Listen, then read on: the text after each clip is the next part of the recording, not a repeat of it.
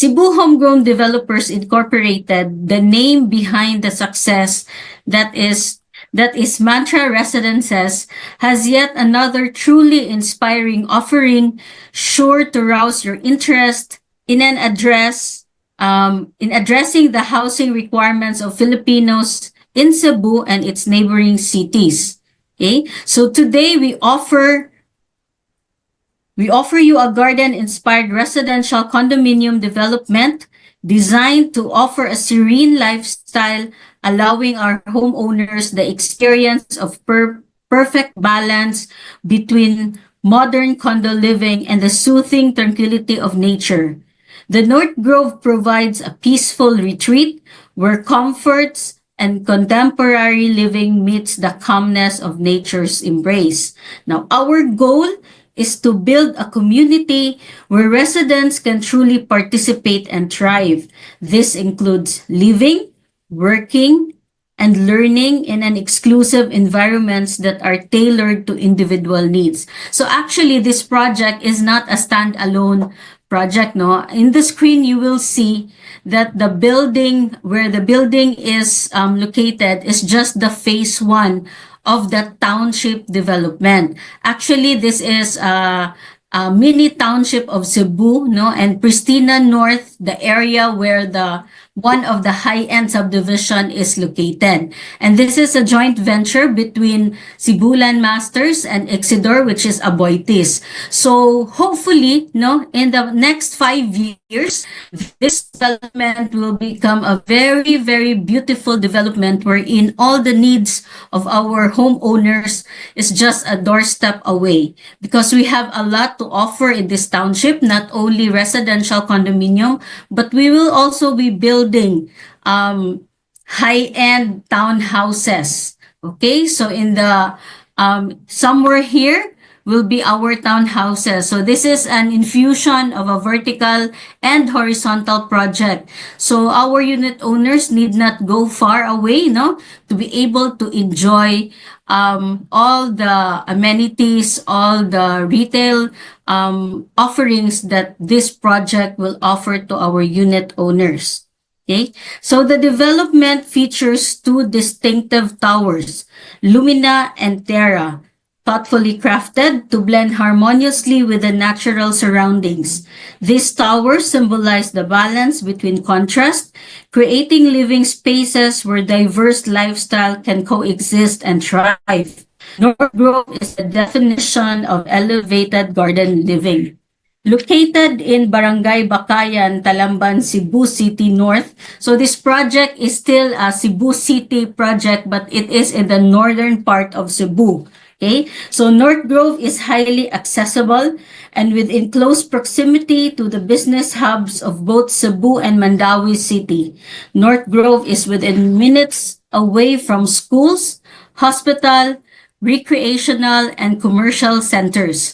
We deliver a promise of comfort and convenience in this address of choice, with its beautiful surroundings, wide open area, and generous amenities. So North Grove is an integrated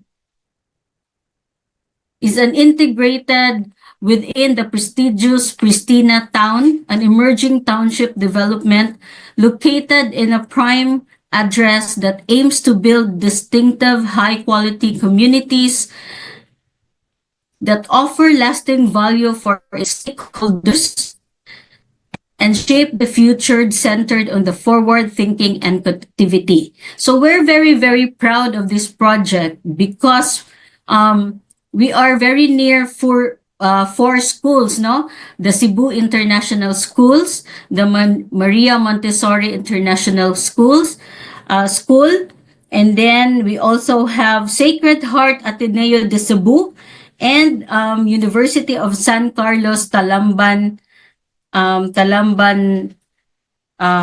area, no? So aside from that, we are also very, very near supermarkets like Robinsons, and we also have a mall which is Gaisano Grand Talamban. Now, if you want to keep in touch with your spirituality and you are very, very religious, we are also very near from the San Isidro Parish and the Tabor Hills, no?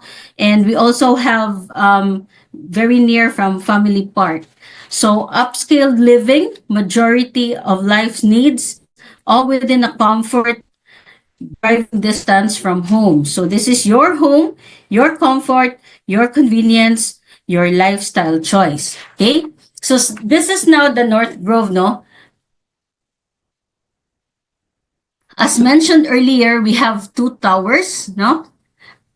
We have Tierra Tower. Tierra means earth. And then the Lumina Tower, Lumina means light, no? So it's earth and light, okay? Now, Lumina Tower, which is Tower 1, has 12 floors, a total of 386 units. We are offering 323 units of studio units and 63 one-bedroom unit. And then we also have 87 parking slots. Now, for Tower 2, which is Tierra, no, it's a little bit higher than Tower 1. So it's a total of 16 floors. And we are offering all studio units, a total of 643 units. And we have 100 parking slots. All in all, the phase 1 of our township is 1,029 units with 187 parking slots. Okay, so this is now the site development plan. Now the site development plan, no, this is the footprint of the building, no, that we're going to construct. Okay, so as you can see, we have a supermarket in this development, no? That's a total of 2,000 square meter supermarket.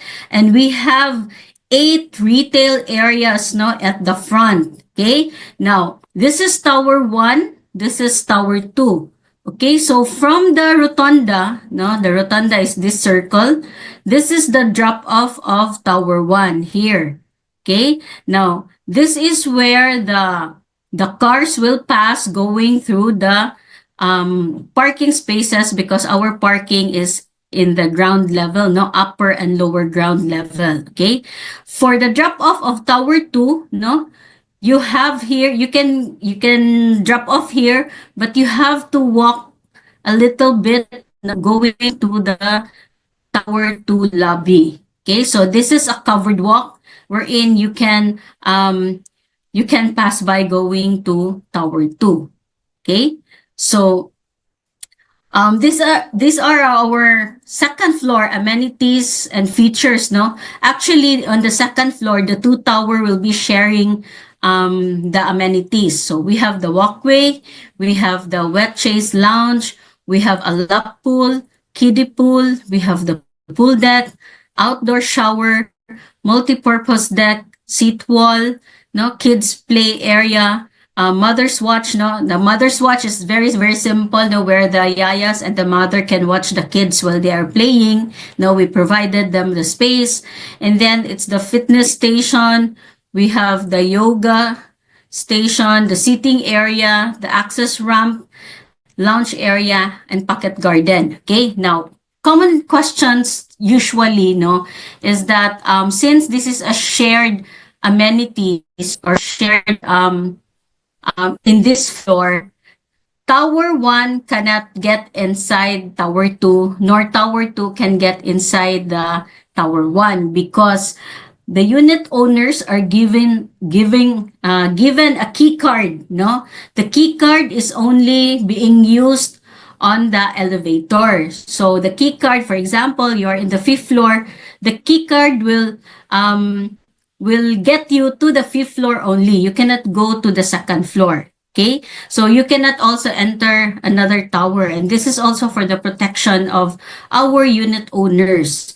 But the key card cannot be used as a door card because in the unit, no, of course, the unit owners will provide their own lock. It's only for the elevator and for the shared amenities, no, the key card can be used. Okay, so Okay, so these are some of the perspective of North Grove, no? We have the meditation and yoga room. We have the clubhouse. We have the kids play area. We have the lap pool, the roof deck of the two buildings. And then we also have a wide range of retail spaces. No, it's a total of 1,900 square meters potential area for the retail. So this is how it looks like. No, the units are above the building, and then the retail area is below the building. Okay, so this is more or less like a BGC feels. No, we're in all. If you want to meet your friends for a while, huh? Let's mute. Okay. So if you want to meet your friends, no, for a coffee, you don't need to go very far because it's just below the building. It's in the area, no? And then if you want to go to the supermarket, you can just right next to your doorstep. Okay, so it's very, very easy. This is how it looks like, no? And it's very, very convenient. Now for the living spaces, okay, so these are the building features. So we have retail spaces, separate and independent residential lobbies per tower, multiple passenger elevators per tower.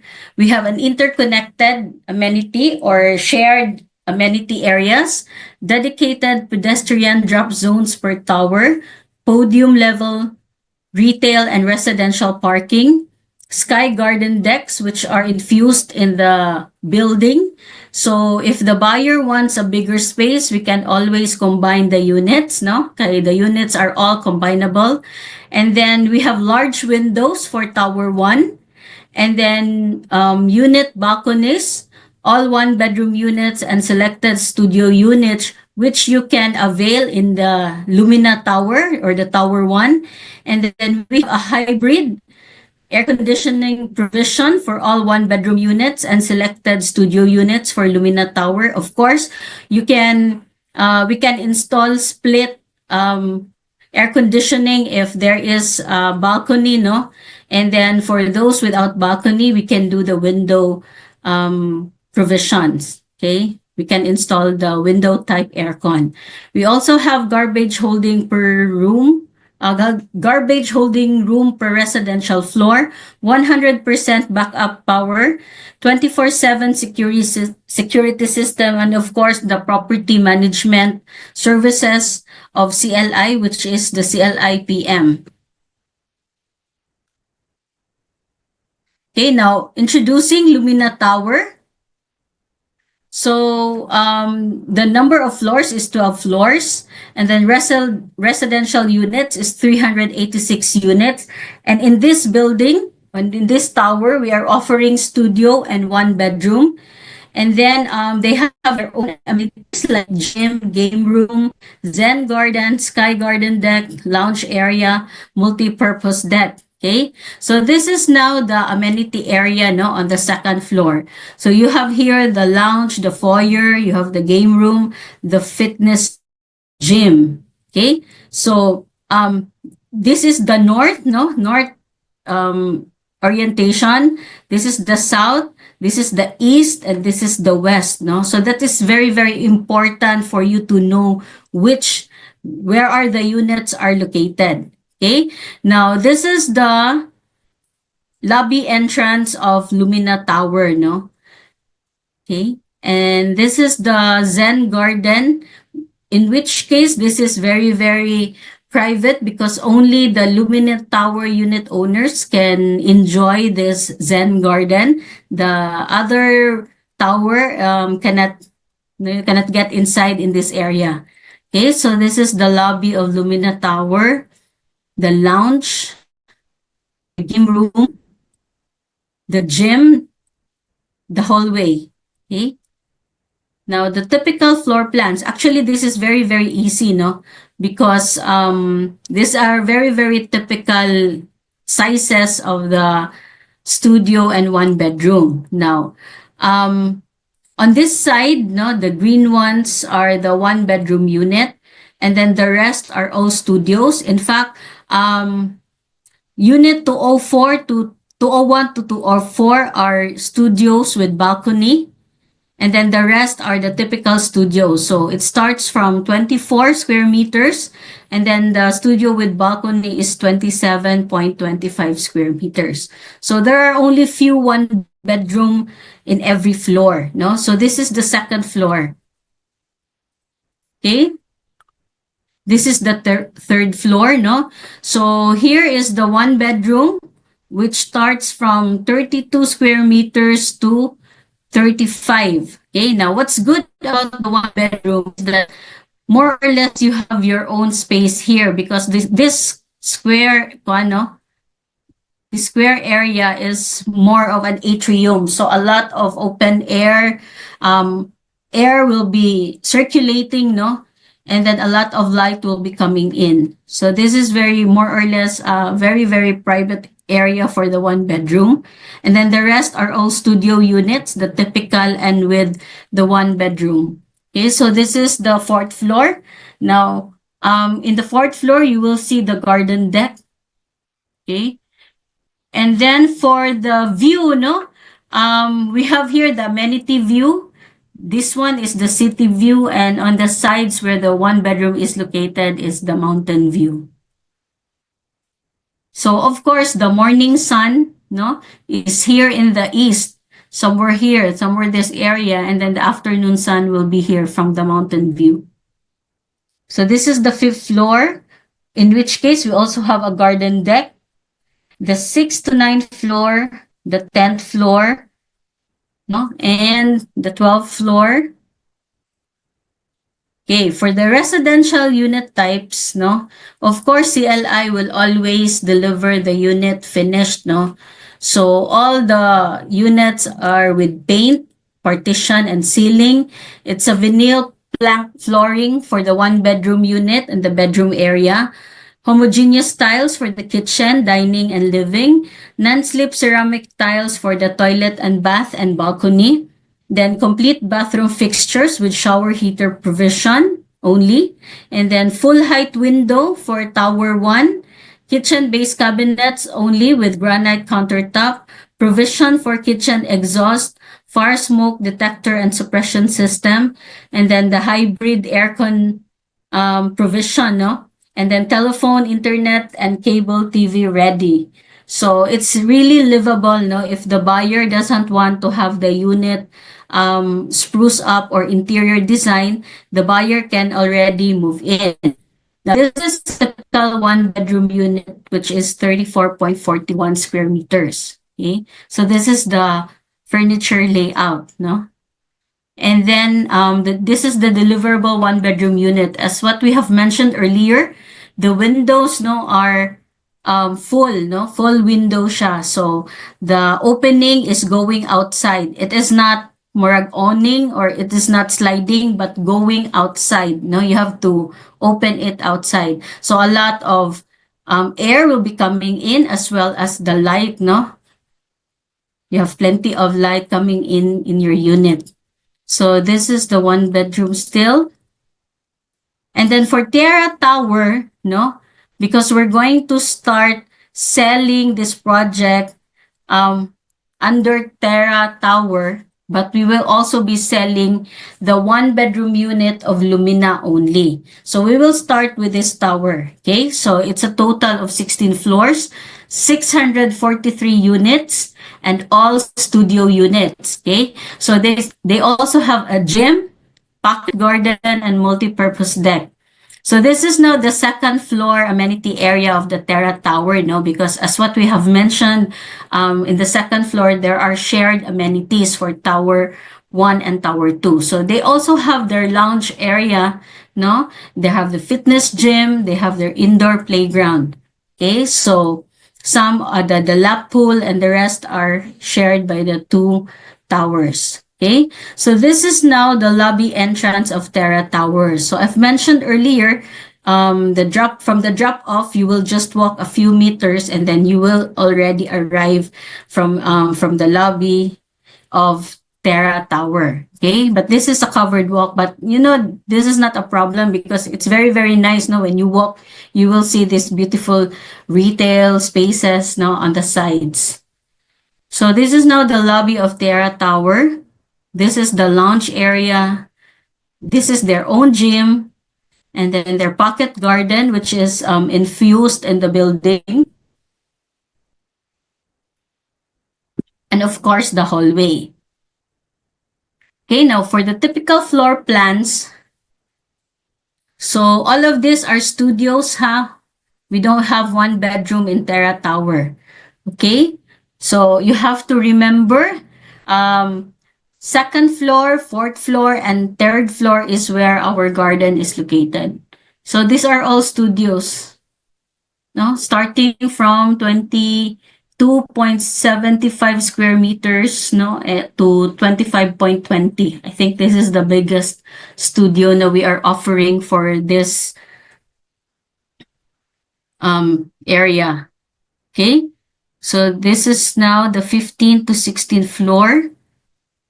No, so this is very, very simple and good. Okay, residential unit type, as mentioned, it is finished already and buyers can move in if they want to. Now, this is now the difference between the Terra and the Lumina, no? Because the Lumina has full window, but Terra has is only half window lang yun siya. So you have to be very specific when selling to your buyers, no? The difference between the windows. Okay? Basig, they will kana betong expect na it's full, but they bought the Terra unit, yeah, ang window ay is half. So you have to be very specific with your buyers on this. So this is the perspective of the studio unit. Okay? Now, this is the typical studio unit, which is 22.75 square meters. Okay, now price list and sample computation. Okay, so if you're, this is very, very simple, no brainer, no? Because if you already kanang sold sa projects of CLI, this is just our price list, no? So you have there the floor, the room number, the unit, which is tower 2, no? Second floor, unit 1. Okay, and then the type, which is studio, the total area, and then the orientation, no, south, east, west, north, no, and then for the pricing, you have there the list price, and then you have the transfer charge. Okay, so list price plus transfer charge is equals to total contract price. Okay, and then the reservation is 30,000. Now, for the payment scheme, we only have 4 payment scheme, no? And these are very, very simple payment scheme. Number 1, we have the spot cash, total contract price with 10% discount on the list price, already net of the reservation fee. And then payment option scheme or payment scheme number 2 is 12% down payment on the TCP with 10% discount on the list price, already net of reservation fee. And then the 88% is through bank financing. Okay. Then payment option 3, we have the ladderized payment option. Okay. So we will start off with the 3% down payment on the TCP. Okay. And then it will be spread 15 months. Next is the 4% DP on TCP, which we are going to spread in 21 months. And then the last one, no, of the ladderized payment option is the 5% DP on TCP spread over 24 months. Okay? So if you're going to total it, that's still 12% DP. No, giladerized lang nato. And then the 88% is through bank financing. Now the easiest payment option, no, which we usually offer is the 12% down payment on the TCP spread over 60 months. And then the 88% is through bank financing. So I'm going to be very specific now with the payment option as we go along with the presentation. Okay, so this is the sample computation of the Lumina Tower 1 with payment option number 3, which is ladderized. No? So as I've said, we are only selling one bedroom unit of the Lumina Tower. All the studios that we're going to sell will be at the Tierra Tower. Okay, so you have here the floor area, 32.51. Total contract price is 7.3. This is a one-bedroom unit without parking. Now, nga naman without parking? Because in our price list, we also have another offering of a one-bedroom unit, in which case we already included the parking. But of course, the price will be different. Kaya naka-infuse naman ang parking, no? So this one is without parking. The total contract price is 7.3 million. Reservation fee is 30,000. And then the 3% down payment, which we are going to spread 15 months, no? That's 12,700. Okay, now the 4% spread over 21 months is 14,000 per month, and then the 5%, which spread over 24 months, is 15,300. Okay, and then the 88% is through bank financing. Okay, that's 6.4. Now, why are we offering this ladderized payment option? Because for me, Manggod, no, when we talk to our buyers, when we offer them this project, they will usually say na, oh, I'm still paying for this investment, no, my previous investment, or I'm still paying for the car, I'm still paying for the tuition fee of my daughter and all, no? So this payment, this ladderized payment option will give an ease to your buyer, because we want a very, very kanang affordable startup, no, for their investment. Maybe siguro after 1 year or 2 years, no, they're already finished with their investment and other payables. So the 12,700 is not very, very heavy on the pocket, wherein if we're going to offer the straight payment option, it might be a little bit higher, no? So this ladderized payment option is very, very good for your buyers who have a lot of investments. Kay easy entry ra gyud. It's very, very affordable. Okay. Now, for the straight payment of the one-bedroom unit, no, same floor area, same total contract price, same reservation, and then we're going to ask for the 12% down payment lang, no, spread over 60 months, and that will give you 14,200. The rest will be through bank financing, no? Okay, for the sample computation of Terra Tower 2, and then the payment option is still ladderized. Look at the 3% down payment spread over 15 months. That is 5,200. Where can you find a township, no? A project that is offering township and a lot of amenities, no?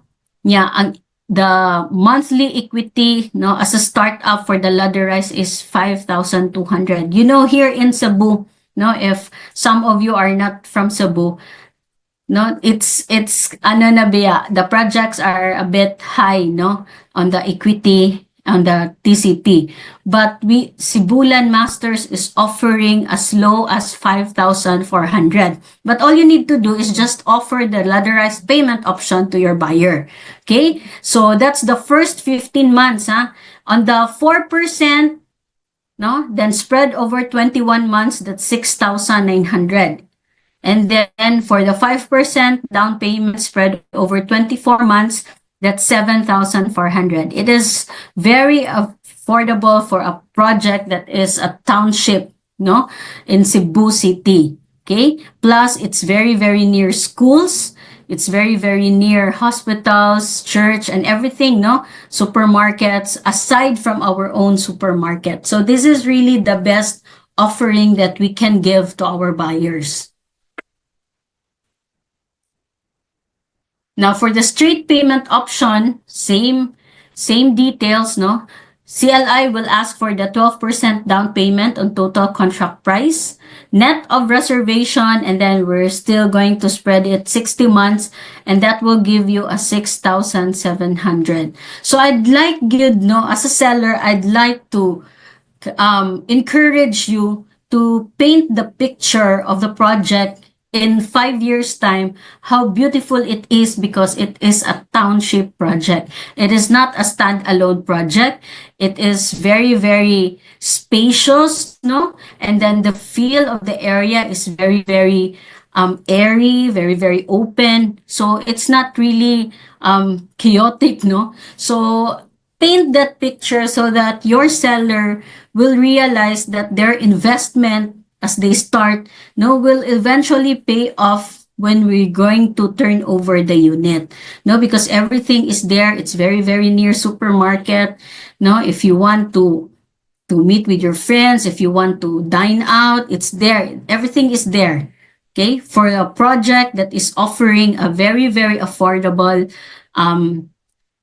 equity payment, no? This is really one of the kanang investment na will never go wrong for our buyers. Now, these are our basic requirements, no? Just to give you a refresher. I know a lot of you are very familiar with this, but as always, Sibulan Masters promotes compliance in all the requirements. So please do not forget that these are our basic requirements, no? Especially on the reservation of your buyers. And then there are also other documents that will be filed to be submitted within 30 days. Okay, now we're also very, very happy to note that we are not yet doing the pre-selling, ha. We are just giving you the details of the project so you can get back to your buyer, no, and discuss it with them. But we're very, very happy also to note that we already have a showroom, no. So just in case you have buyers that would really want to see the type of unit that CLI is offering for this project, you can bring them to our showroom, no. Our showroom is just in Mandaue. Now, if you're familiar with our Mantra Residences showroom, it's the same area, no? So, nag-atbang lang na sila ang Mantra Residences and ang North Grove nga showroom. Okay? So, if you are from the branches, please let us know, or any of the sales officer in the area, no? And then if you have a buyer here in Cebu that wants to view the showroom, please let us know the name of the buyer, the time, and the date that they're going to visit the showroom, no, so that we can assist immediately. Okay, so just let us know or contact any of our sales officers in the branch or here in Cebu, and you let us know. So the showroom is located at Kasuntingan, Mandaue. Actually, you can Google it if you want to, so that you will get familiarized with the location of our showroom. Okay? Now, since as I've said, no, the project is about we're about to launch this. Now, we already did the PKS, no, or the Grand Product Knowledge last week. Okay, then we are already accepting the online submission of the requirements through Google Form for the priority number. And then you still have the time, no, because the conversion was moved to next week. It's supposed to be this week, but a lot was requesting that they are still negotiating for their buyers, no, and they are still convincing their buyers. So they are requesting if we could move the conversion by next week. Okay, so you can still up us. Okay, so don't worry, because I will discuss after this one on how to go about the securing of the priority number. Okay, so the turnover year of the North Grove, that is 5 years from now, and that will be fourth quarter of 2029. Okay?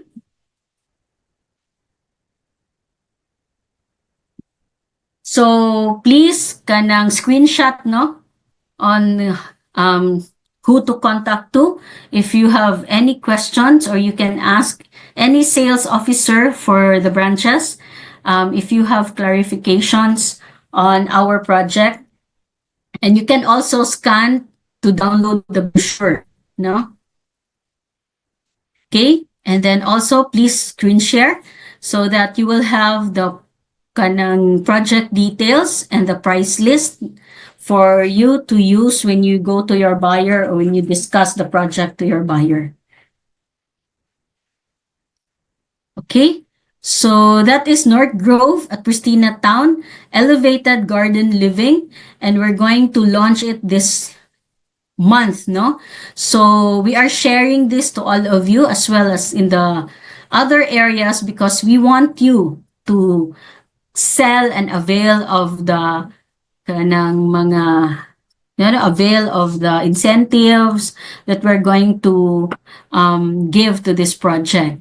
Okay, so that ends the first part of my presentation.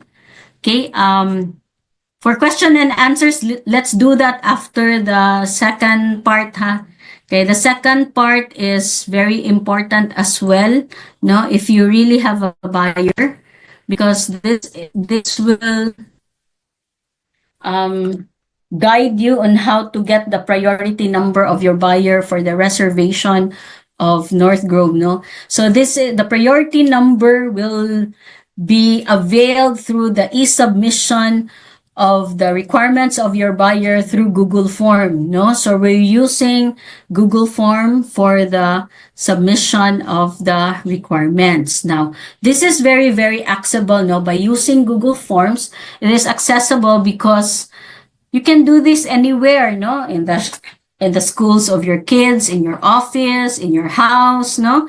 So anywhere. Okay, so it's accessible and then it's easy because all you need to do is click, upload, and submit, no? So wala kay siya process nga lisod. It's very, very, very easy lang yun since it's online. And then impartial because we are all practicing fairness here. No, in impartial because when you submit when you click the submit button of kanang the Google form, no, si Bulan Masters will receive your submission by the seconds, no? So this is how it looks like. Per second maka dawat gyud mi og kanang submission, and this cannot be manually intervene, no, because of the timestamp. Now there are instances that at 1 minute, no, we can receive 60 entries for the submission of the requirements. Okay, so ay sorry, nakashare ba? Wala.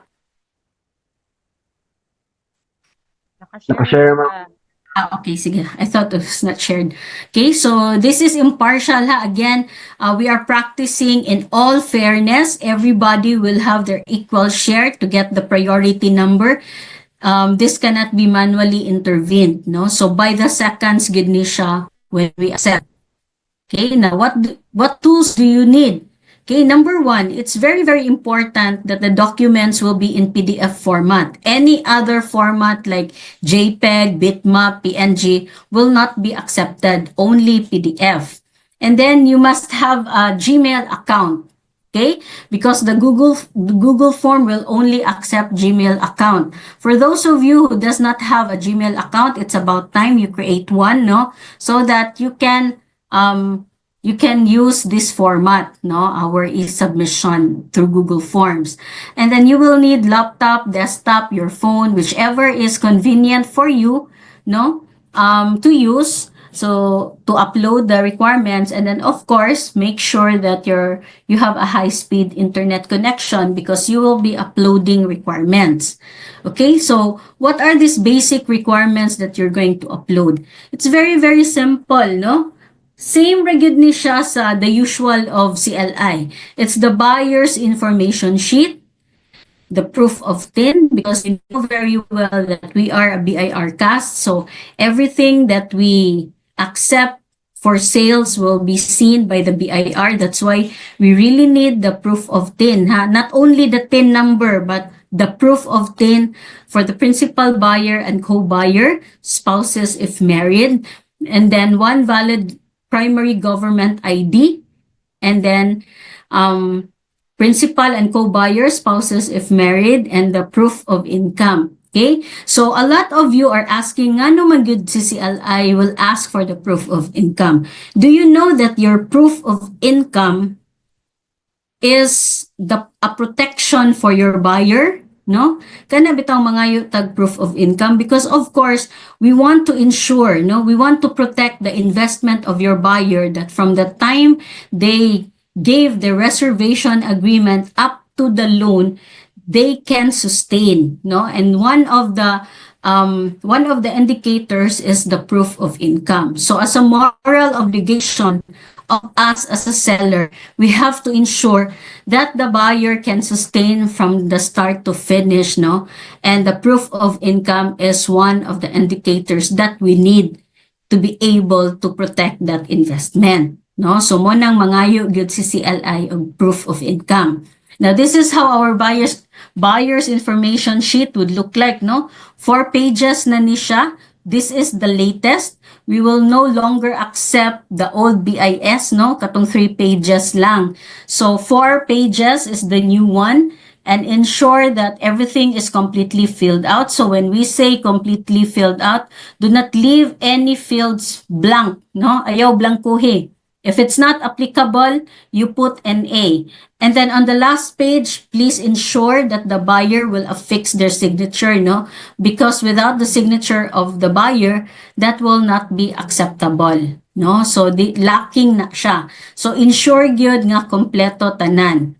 Now, for the unit details, no, since we are still, the buyer will still tanang select a unit, you just have to put the name of the project. Okay? Now, next is the seller's data. This is very, very important, no? Okay. The seller's data will tell CLI na this particular buyer is under this seller. Without that, no, so we will never know kinsay seller ani nga buyer. Now, tip, when you give your buyer's information sheet to your buyers, you fill the seller's data already. No, do not just give it, fill it out na para dali na lang, no, and dili na ka makalimot. You will never forget. Kay na naman daan ang imuhang seller's data.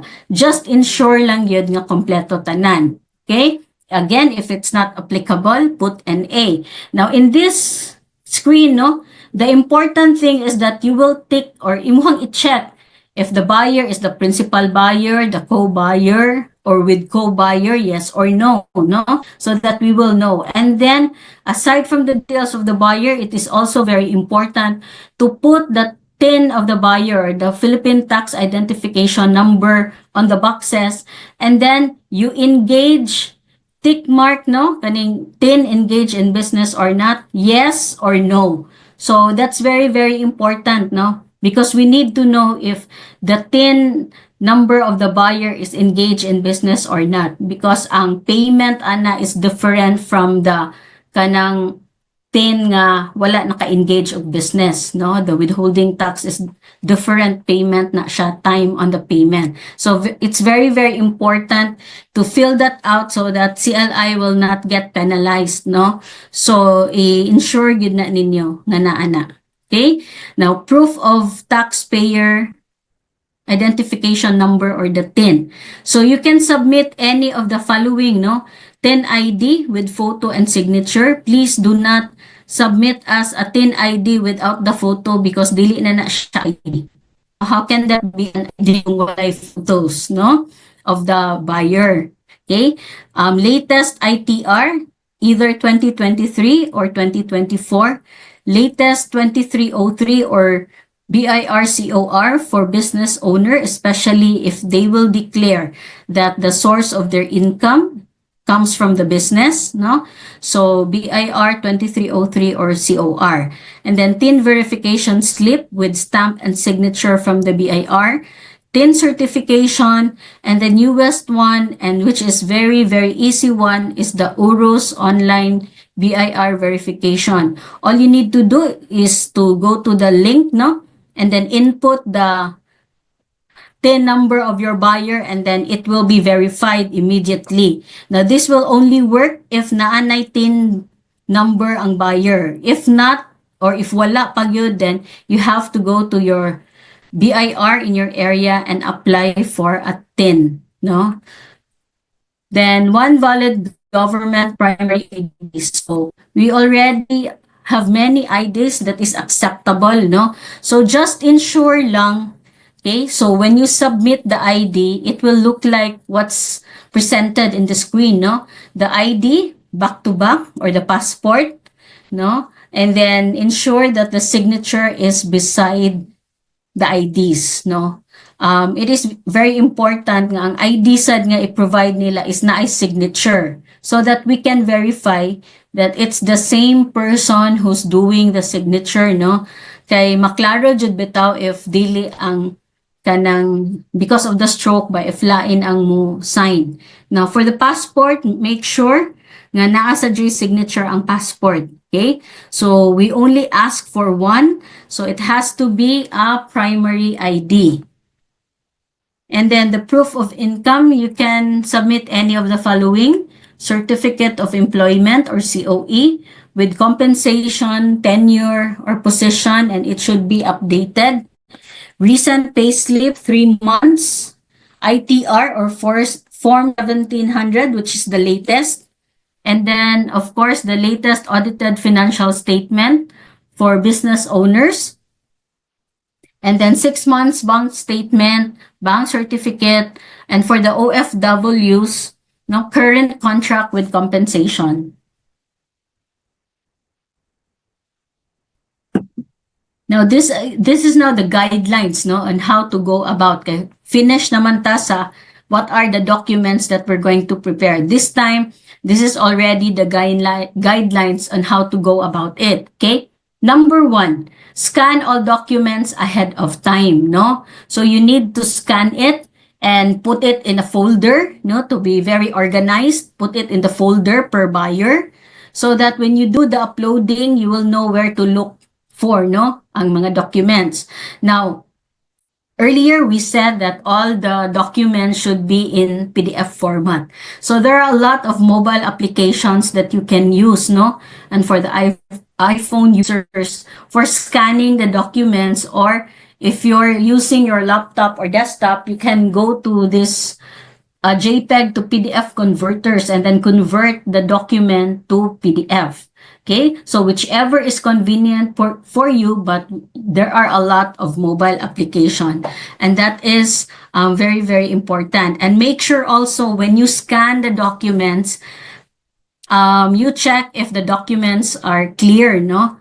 Because if dili gani clear, that will be rejected because we cannot check. So make sure lang yun that you scan the documents ahead of time, and it should be clear and readable.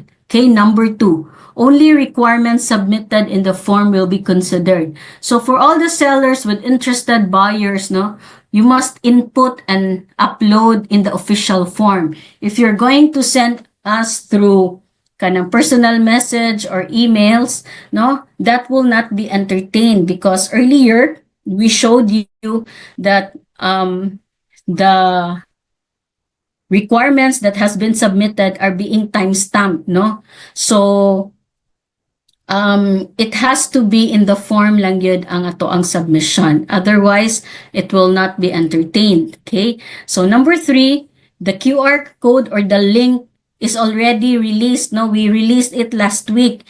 So, we already received a lot of kanang documents, but still, there are a lot of slots pa for this project, no? And for you to upload the requirements of your buyer. Okay, so we already released the QR code and the link, and then the responses has been received last November 7. Okay, 9 a.m. Now, if you're a member of the master circle, no, priority lane does not apply during the pre-selling activity. So, equal opportunity to all of you. Okay, so number 4, these are the complete basic documents which I discussed earlier. So what you're going to upload is number 2, number 3, number 4, number 5 of the basic reservation requirements. Ma-origin na ang inyuhang i-prepare, no, in uploading the requirements. Number 5, please prepare to upload 1 file per requirement field, a total of 4 files maximum only. Now, for the buyer's information, there are 4 pages man, correct? So, dapat, when you scan it, the 4 pages, no, 1 file gina siya. Okay? Dili ninyo i-individual. It has to be a continuous scan. Now, if naa siya'y co-buyer, no, naa siya'y daghang co-buyer, for example, tulo sila kabuok, o sa ka-principal, duha ka co-buyer, dapat ang tanang BIS sa principal and the co-buyers will be scanned continuously in one file. Or to be very, very easy about this scanning, no? Kaya sometimes naaman dyo'y ma-pressure sa scanning. You scan all the documents, the BIS, the TIN, the ID, the proof of income, scan in one file and then upload siya tanan sa buyer's information sheet, sa proof of TIN, sa valid ID, sa proof of income. So, usara na siya ka-file ang tanang documents para gyud kanang masayon pag yun, no? And we will accept that. Kay mas easier man siya sa inyuhang side o sa samuang side nga. In one click lang for the buyer's information, when we check the documents of the buyer, naa na tanan, makita na namo tanan. Okay? So, dapat one file lang yun siya. No? Kay for example, the BIS, 4 ka pages. So, kung imo siyang i-upload sa buyer's information sheet, sa TIN, sa ID, and sa proof of income, then you can never upload again the rest of the requirements. Okay? Kay 4 files maximum ramang gyud ang iyang madawat. So, as a tip, no? You scan all the documents in one file para it will be very easy for you to upload. Okay? Now, once an entry is deemed incomplete, this will not be assigned a priority number. Okay? So, if incomplete, the seller or the buyer will have to input or upload again in the form, no? With the complete documents. Okay? But, assuming lang, no, na open pa ang link because we only have mga more or less 750 units. Of course, we cannot accept plenty, no? Kay what if ma-sold na siya, no? Or na-reserve na siya. So, we will only accept mga 800.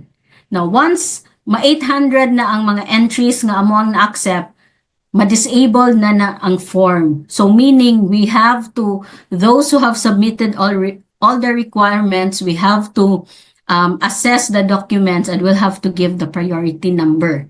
Okay? So, as a tip also, before uploading, no, or before scanning the documents, you have to double check, no, the requirements if everything is complete, especially the BIS. Because if you're not going to check, nag-submit na ka, meaning, inigtanaw ni CLI and then kuwang, then you will not be afforded a priority number. Because it does not also mean that you were the first one to upload the documents nga number 1 na dayon ka. It will all depend on how complete, no, the requirements that you submitted. Okay? Kay bisan pag ikay number 1 and then lacking ang documents or ang info nga naa sa BIS, then dili gyud ka kadawat og priority number. So, double check para dili ma-waste ang time sa pag-upload. You double check the requirements of your buyer because lacking requirements means no priority number. Okay? So, 1 unit, 1 priority number, and then for multiple units with the same buyer, you must have 2 or more priority numbers. Now, this is very, very important, no? Because there are buyers good. For example, brothers and sisters. They want to be beside each other. Okay? So meaning, kung gusto sila nga beside each other, it has to be that their priority numbers are also close to each other. It cannot be that the brother's priority number is 100 and then the sister's priority number is in 400. Of course, no, we can facilitate the reservation, but they cannot be beside each other because layo naman kaayo ang number. Okay? Most of the time, you will tell us na, ma'am, if dili ni sila magtupad, dili dyan ni sila mo reserve. No? But we have to be very fair because there are a lot of priority numbers after the 100. So this is what you're going to do, no? And you really have to strategize. Okay? So if 2 or more units ang buyer, paliton sa buyer or invest sa buyer, you have to make sure that there are also 2 or more people uploading the same documents at the same time para ang ilahang priority number is close to each other. No? Bisan pag dapat magdungan gyud mo og upload sa requirements.